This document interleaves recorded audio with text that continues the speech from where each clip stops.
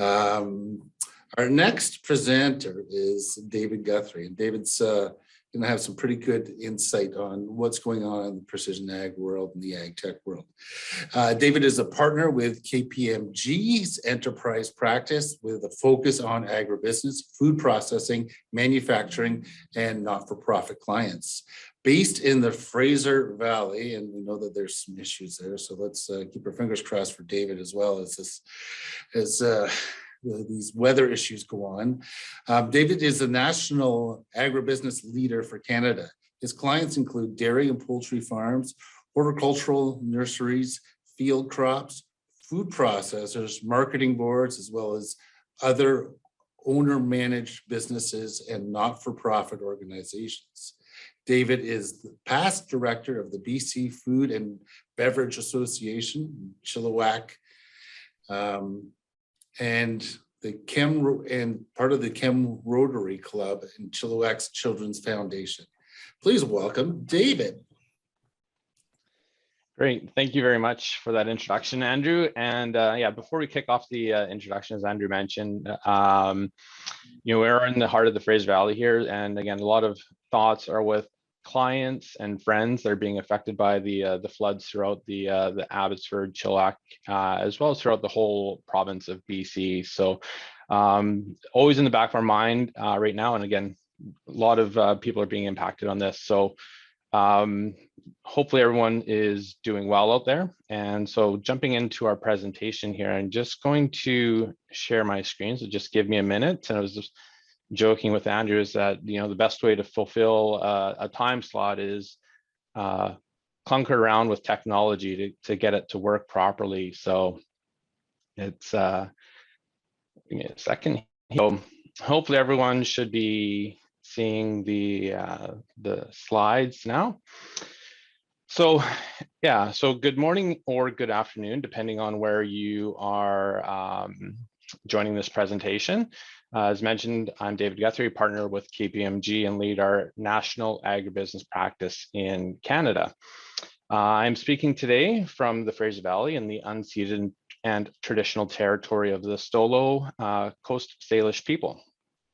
Today I'll be talking about the challenges and opportunities with ag tech and how you can leverage ag technologies to help grow your business. So you might be asking, why is an accountant talking about ag tech? So at KPMG, we're more than numbers, audits, and tax returns. We work with clients to understand the latest trends and technologies to help make their business better. So as mentioned, I do live in Fraser Valley. I work with a number of clients throughout the whole food value chain, and we're seeing a lot of changes, not only in the way that how we produce food, how we process food, how we get it to market. One of the things out of COVID is we're seeing challenges with even just supply chains. So wherever there's challenges, there's also opportunities. So we'll talk about that throughout our presentation here. Overall, at the end of the day, this, a lot of buzzwords that I'll be throwing out here. And one is the agriculture 4.0 and the evolution or revolution of agriculture 4.0. So really a key topic, driving a lot of business decisions. And it's also a very exciting time right now to be a farmer. So that being said, although it is a very exciting time to be a farmer, this is my big, bold statement. It's never been more challenging to be a farmer than what we're seeing today. That we have current events and trends that are unpredictable, disruptive. And again, this is where there's a great opportunity to look at how ag technologies or ag tech can really help solve some of your business problems. So starting off, put this bit of frame around why it's being so challenging to be a farmer. So let's take a look at some current events. So recently, the Bank of Canada has come out and said they're expecting inflation to reach 5%, and that's expected to continue into 2022 before that starts to settle down.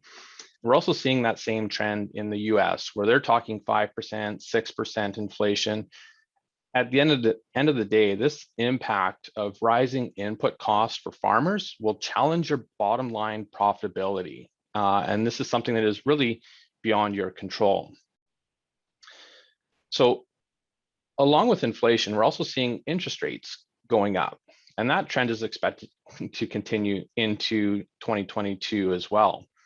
So for those businesses that are highly leveraged with debt, this creates a significant risk of financial loss or the inability to meet your debt payment requirements. So potentially some tough conversations with your bankers.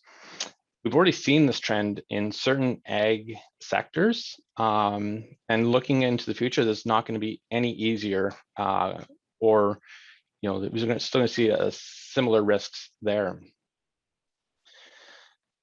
Also, so it's going to be difficult to predict how government policymakers balance this. Rising inflation, rising interest rates. How do they balance, interest rate policies to help keep our national economies competitive and healthy? So again, uncertainty in the future, and potentially disruptive. And then we get into the topic of international trade agreements. The Canadian government is definitely pro trade agreement, and they look for other opportunities to really expand the Canadian market in terms of where our products can be sold on the global stage. So although they may open new opportunities for our product, it also allows new entrants coming into our product or into Canada. So now we've got a lot more competition in terms of where a product is going to be sold. Oh, sorry, jumped ahead on me here. So thinking about this, if you have new entrants coming into the marketplace, and you have to look, are you competing just on price, or are there opportunities here to really focus on how you can differentiate your product? So thinking about it, the Canadian food system is known for high quality. So can we monetize that quality? Can you look and trace where your food comes from and really tell the story of where your product started from, how it was converted into a final stage product that is ready for the consumer? And again, ultimately, are you able to monetize this value to really differentiate your product so you're not competing just on price alone? So again, a huge opportunity, and we just need to make sure that look at your operations and see if we can really take advantage of that. So assuming that you can then adapt your business for government policies or lobby the government for change, you have to deal with this little thing called Mother Nature. And again, we're seeing this live today.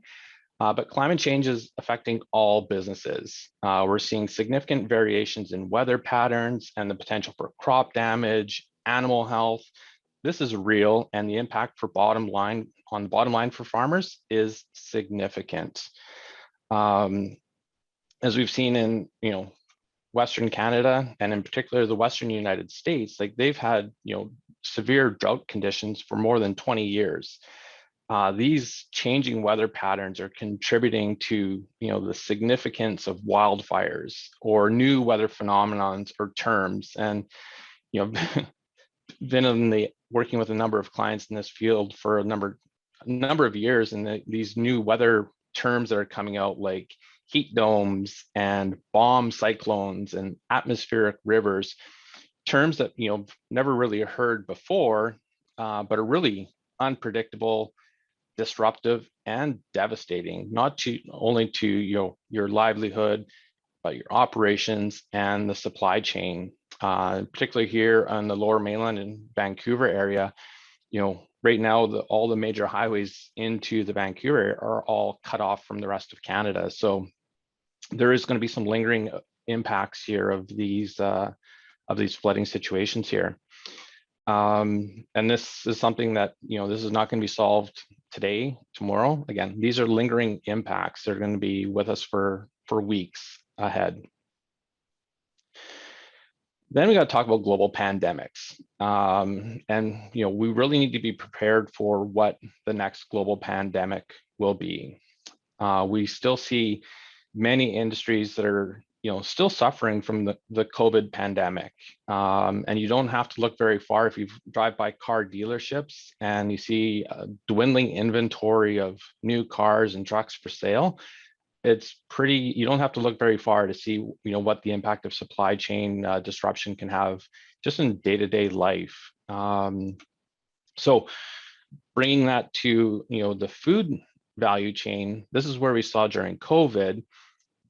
I'll say in general, the food supply chain did pretty good. Definitely saw its cracks, but did not break. We were still able to get food to the retailers, food to the consumers. But again, one of the questions that came out of that is, how reliant are we on the global food supply? And do we need to look at producing our food locally? And when I mean locally, not just within Canada, but can we produce our food locally where the people are, so that produce or food doesn't have to even go across country because of events that we're seeing today, where you just can't get certain product to certain parts of the country. So at the end of the day, will we see more disruption in the future? The answer is just yes, and we need to be prepared for that. So now that assuming you can deal with all matters outside of your farm operations, now you actually need to get down to doing the business of farming. So over the past few years, we've seen significant challenges with, in particular, access to labor. And this is impacting all businesses in the food value chain, not just producers, but processors, suppliers. Getting good talent that is knowledgeable and reliable is in short supply. So for businesses that need to have a consistent source of labor talent, when that domestic labor pool or local labor pool starts to decline, one alternative is looking to foreign workers. And this is very common practice, and we're seeing a lot more businesses bring in foreign workers.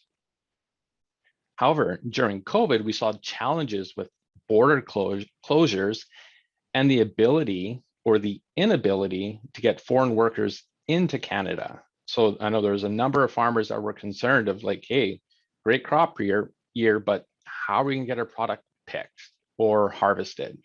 So definitely some uncertain times there, more disruption. Now, again, the opportunity with that is, as the cost of labor increases or the inability to get labor increases, the benefits of adopting new technologies become greater. So whether that's automation or robotics, it's a great way to help replace that need for labor. And then there's this little buzzword called ESG and ESG awareness. So that's a focus on sustainability, carbon neutral, clean technologies. Here's another opportunity to really differentiate your product in the market. So, are you producing clean, sustainably grown products? And are you creating value and recognizing or monetizing that value in your product? One of the opportunities that has also come from the ESG environment is the opportunity with carbon credits. And many businesses have come out with we're going to be net zero or carbon free by 2030, 2040, 2050, whatever that date is. So there's creating a demand for carbon credits, and I think there's a great opportunity here to look at your operations. And are you a carbon negative farm? I.e., like, what I mean by that is, like, are you able to monetize carbon credits from your operations? So if you can create and measure carbon credits, sell that to the other organizations that have these carbon or environmental goals, this is a potential new source of revenue for you, and could really change your operations. And then the last point on the slide is just increasing populations. Population are increasing. It's only going one way, and that's up. In contrast, the amount of productive food land that we have is staying the same, whereas actually being reduced as urban areas really encroach on the rural communities. So, there's that risk of losing good productive farmland, but we also need to feed, produce more food to feed that rising population. So we need to be able to increase our yields, do different in order to feed future populations.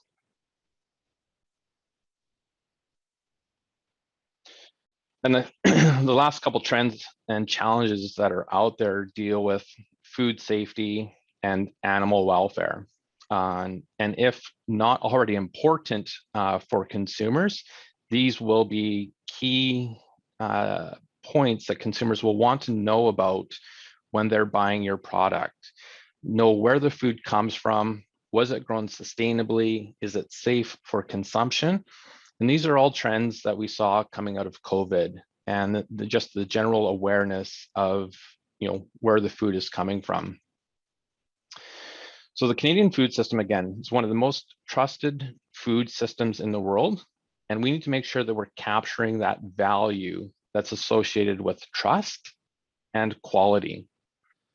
So just thinking about all these points that we just talked about, again, it's never been more challenging to be a farmer.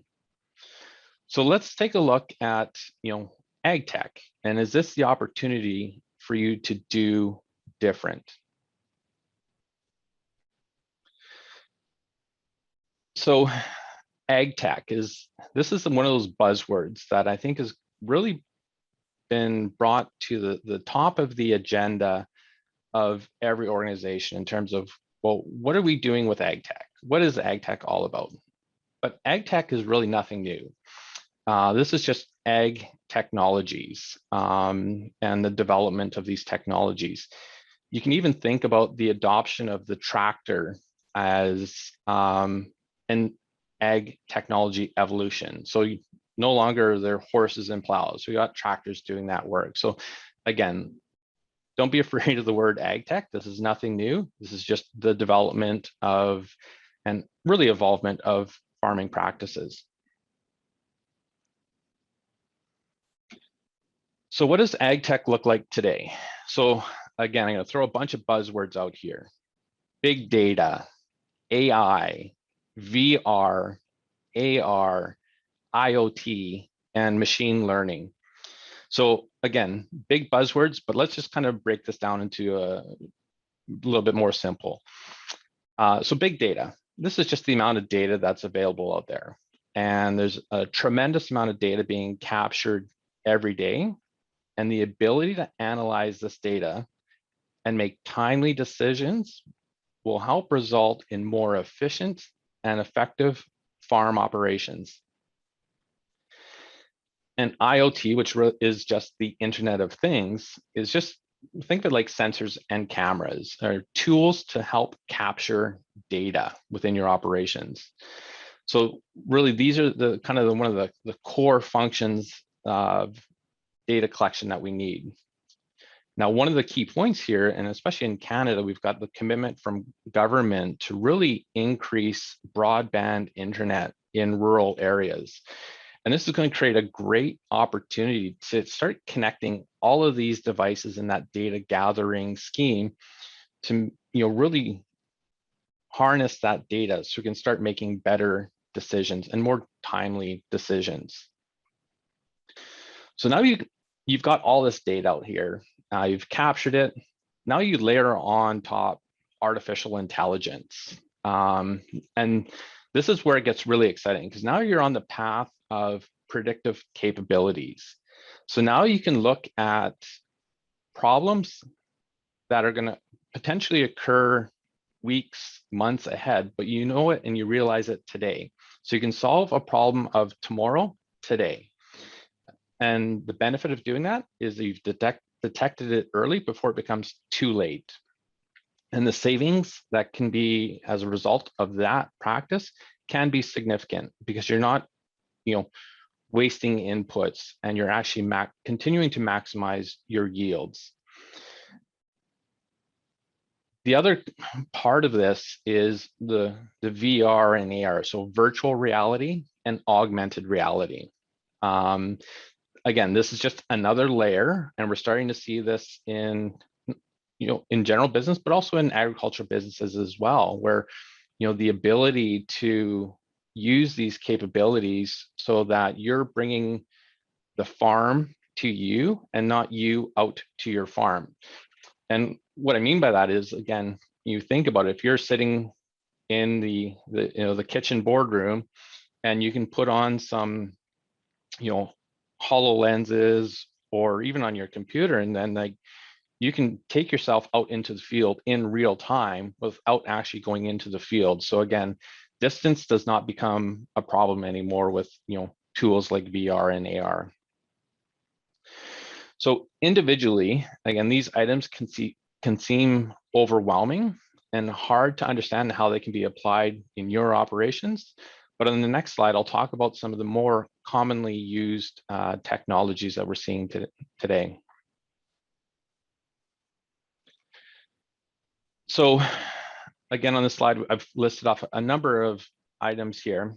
So you take the challenges of labor, and can you use automation or robotics to help solve some of your labor challenges? And just think about robotic dairy parlors, and how they've changed the dairy industry, and they've been around for about 10 plus years now. It's significantly changed how cows are milked, and it really changed the farming operations as well. And now you start thinking about autonomous tractors and how that's changing crop operations. Even greenhouse operations, we're seeing robotics playing a larger role in scanning, harvesting, and just general movement of products.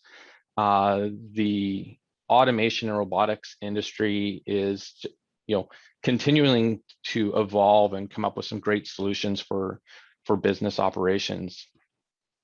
I was talking with Andrew earlier about drones and the ability to capture images, apply fertilizers or chemicals where needed, really the basis of precision agriculture, and starting to do less or do more with less inputs is really, really cool to see how the drones are being used in businesses.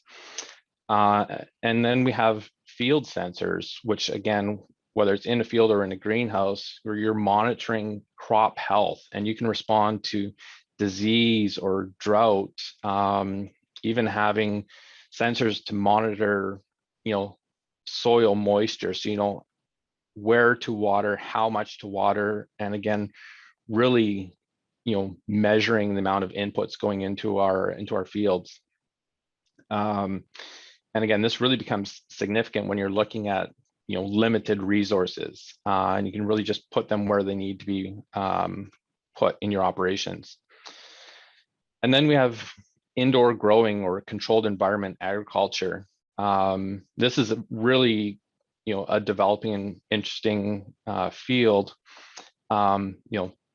Those environments are not subject to external pollutants, or there's no need for pesticides in here.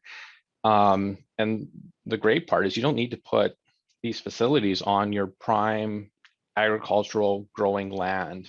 This could be on land that's not fertile. That could be sitting in a major city center.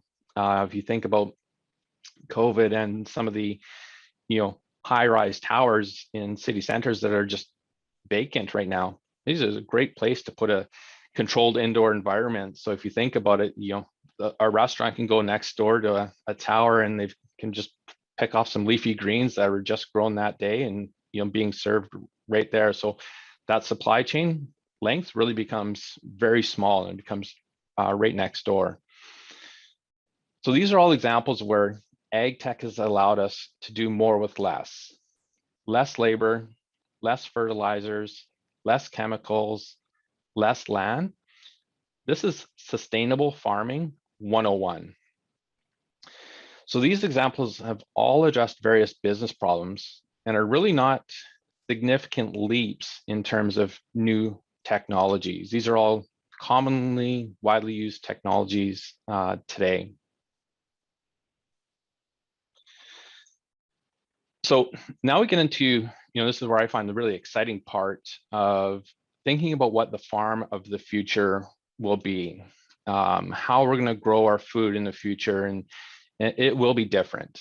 So really thinking about intelligent farming. So think about this, like your farm manager is virtual. So your phone, your computer, it's gonna, you're gonna have interactions with, your phone or telling you of like, hey, good morning, David. Here are the 3 tasks that you need to complete on your farm today. And tractor 1 has gone to field number 1, tractor 2 has gone to field 2. It tells you what's going to happen on your farm that day. And you really, your hub of your farm is, again, the kitchen boardroom table, where you're just monitoring what is happening within your farm. And again, you don't need necessarily being out in the field, you're bringing the field to you. And again, your labor needs are going to be replaced by robotics or other forms of automation. And this is, again, not necessarily where we are, replacing jobs, we're just shifting jobs. So the labor force that you do have on your farm are going to be focused on those higher value add actions, and the routine work actions that need to be done, or they'll just be automated. And then there's opportunities for programs like blockchain. Again, a program that I don't even understand necessarily how it works, but I've seen kind of demonstrations of this, and gets pretty cool, where again, from a food traceability point of view, that you can provide assurance over, again, where your food started from, where it's gone through the food value chain and ending up in the hands of the consumer. And I think programs like blockchain are going to be a great, vehicle to help build that trust within our food system. The consumer can then, tap into, the history behind your food, and they've got that trust that food is safe to consume. And then think about, the green and clean tech. So again, imagine that you're harnessing the power of sun or wind to power all of your electrical needs, even selling surplus energy back to the grid. And in Alberta, there's that very large solar farm that was announced that I think is going to be feeding into one of the Amazon distribution centers. Again, even that itself is a solar farm, is a new way of farming, not necessarily in terms of produce, but again, is feeding into the Canadian economy. And so these are all topics, and we're just scratching the surface, because again, a lot of these technologies are here today. They're just not widely used yet. But again, think about and just imagine what role of technology will play in 50 years from now. So 50 years ago, the way we did farming is completely different than what we do today. So what is it going to look like in 50 years? How is our food going to be produced? Is it going to be in a field, or is it going to be in a lab? Is genetics going to take over even more significantly than what we're seeing today? So in line with the future of farming, KPMG just released our 20 predictions for the next 20 years of how technology will be shaping future food production, as well as trends in other industries. And so this was just launched yesterday. So great timing just to think about, and start that conversation of what is, food production going to look like in 20 years from now. So again, really exciting times. This is again, although there are challenges of being a farmer, there are some real cool opportunities ahead of us here. So at this point, this is where I'm going to attempt to show a quick video here. So again, I fill some time of the presentation. So please bear with me as I bring up this video just to help explain kind of where blockchain or can really be used in the food system here. So okay, Your so supply hope you guys can chain hear is this only then. as strong as its weakest link. We're good. And as global supply chains become faster and more complex, it's hard to know where your vulnerabilities lie. These vulnerabilities stem from trust in data, resulting in reconciliation challenges, fraud and safety issues, and lead to lost time, money, and customer confidence. This is where KPMG Origins comes in. A track and trace platform that helps you take control of your value chain and re-establish trust. From sourcing raw materials to logistics, processing, distribution, and point of sale, KPMG Origins makes your value chain more transparent. Data and certifications are captured at each point during the transformation of your product, giving you more clarity and helping you and your business partners address challenges quickly and efficiently. KPMG Origins seamlessly integrates into existing platforms and business processes, which means you can focus on growing and scaling your business. KPMG Origins is also designed to help reduce risks in your supply chain through analytical insights, benchmarking, and predictive scenario modeling to prevent issues before they occur. And when incidents arise, KPMG Origins can assist in responding in time and in compliance to support your business to take fast and decisive action to reduce the impact. With trusted and verified data at its heart, KPMG Origins can help you tell your product stories to customers and help bolster your product's value and strengthen your brand. Gain greater transparency and trust in your value chain ecosystem and grow your business with confidence. Find out how KPMG Origins can transform your business today.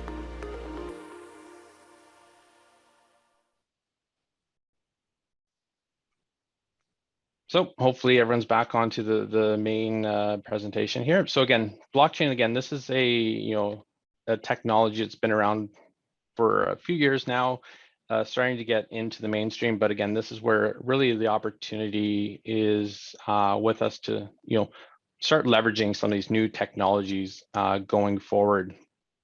So moving into the last final slides here.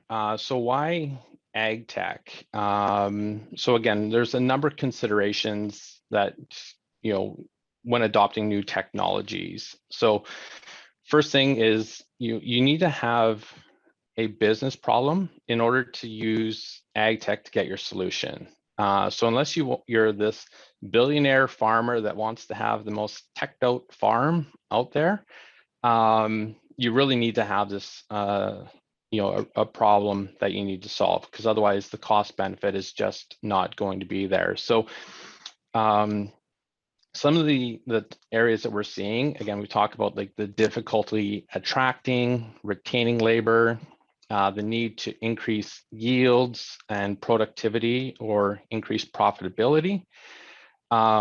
Global competition is becoming greater. And again, when we talk about the international trade agreements and the impact on our product here, the changing consumer demands. We're seeing the demand for sustainably grown, locally grown, knowing where your food comes from.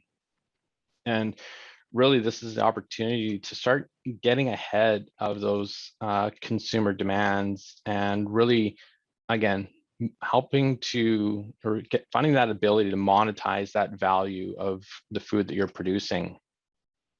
Again, food traceability, knowing where your food comes from, and again, bottom line profitability. These are all common things. And there's a number of other reasons why you would want to look at ag tech, but again, these are the ones that we're seeing a lot from our conversations with clients today. So other considerations, again, I mentioned cost versus benefit. This is where I'll use the term R&D. So a lot of times you think R&D is research and development. I call it rip off and duplicate. So again, think about, do you want to be that tech leader, or do you want to be that fast follower? Do you let your neighbor figure out how to use new technology to its fullest advantage, and then you just copy it and kind of duplicate what they've done, and then they've done all the hard work, and you can just, you know, start really fast and be a fast follower. There's other intangible benefits as well. And again, I'll go back to, you know, the dairy industry. I've talked to a number of clients that have shifted from, you know, traditional parlor to robotics. And, you know, one client in particular, he's like, you know, the first few days I felt really guilty, you know, not waking up at 4 a.m. and sleeping into 7. He's like, but by week 2, I really enjoyed sleeping into 7 a.m. So again, there are other intangible benefits. And the great thing about robotics is, you know, robotics never ask for a day off. They never ask for their birthday off. They're there every morning, ready to work. So again, some other things you may not think about, but there are these other intangible benefits. On the flip side, where some clients have, you know, looked at new technologies, you also have to consider, what is that life of that technology, or the required maintenance or upgrade schedules that are required. And a lot of clients have, you know, been a little surprised how they're, you know, it's not necessarily cost savings, but really a change of costs, less expense of labor, but more expense on repairs, utilities, and other costs associated with the technologies.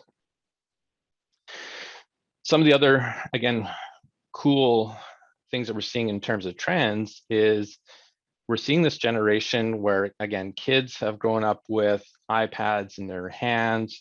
This next generation is very tech friendly, but also, you know, they're willing to share their data and really create an ecosystem of super users.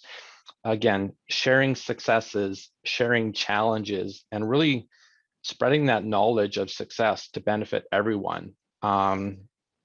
This is really where we can, you know, work together and really benefit and create that value and profitability of all operations. So for those that are willing to change and are ready for change, and that can be very difficult in some cases, there are benefits to adopting ag technology. You just have to be ready for it. On the cost side, if cost is a barrier, look at government grants and other funding sources, as especially the federal government really pushes for a green economy. We're seeing a lot more government programs come out to help transition to these new ag technologies. So, although it's never been more challenging to be a farmer, we do have the opportunity to feed our nation and feed the world, but we need to approach the production of food with a new mindset, using ag technologies to create and monetize value, and at the end of the day, increase profitability of your farm operations, so that we can really ensure that we have that solid future supply of Canadian quality food. So one thing I just wanted to also highlight, you know, this last year, KPMG released a 3-part series on the future of farming in Canada, with a focus on the next generation of farming, the importance of sustainability, and the ag tech revolution. And I encourage everyone to check out these KPMG publications, as well as other global publications that we have within KPMG. And the easiest way is just Google KPMG Agribusiness, and it can take you there. And really what I want to highlight this is that, you know, the one lesson that we're taking from COVID is that the world has become a lot smaller, meaning that it's been easier to connect with others around the world. And the challenges facing Canadian farmers today is not unique to Canada. And we're seeing these same challenges or opportunities around the world and on the global stage. So really the world's become a lot smaller, and we can really, you know, leverage our neighbors and experiences there. So at that point, we'll see if there's any questions. That's great, David. Really appreciate it. We're very tight on time, but we do have a question. We've got one of the students that's from Lakeland College. It's a question about your opinion on robotics. If they become more popular or more widely used? Will it reduce employment opportunities? I think you touched on this a little bit, but I think it's certainly something that anyone who's in ag is going to be concerned about. Are there going to be no jobs for people in ag, or is there going to be lots of jobs? Well, yeah, this is a great question. This is talked about a lot because right now there's such a shortage of access and just even accessing labor. So there's a ton of jobs available right now. So really it's, again, robotics is not going to replace the jobs because the jobs will always be there. And again, the robotics will take over those routine jobs, and the jobs that will be available will be those ones that are really the value add, really being in touch with, talk to clients that are in dairy, they spend more time dealing with animal health than milking of the cows. So really looking at just shifting that labor. That's great, David. I think we are officially out of time now. But if you've got any other questions for David, feel free to reach out to us, or I think he'll still be on here for a little bit. You can connect him through the Feed Loop app. Thank you, David. Really appreciate it. And I look forward to talking to you again. I think your presentation certainly brought up a lot of questions in my mind that I'd like to share with you, and look forward to talking to you. Great, and thank you again for the opportunity. All right, bye-bye.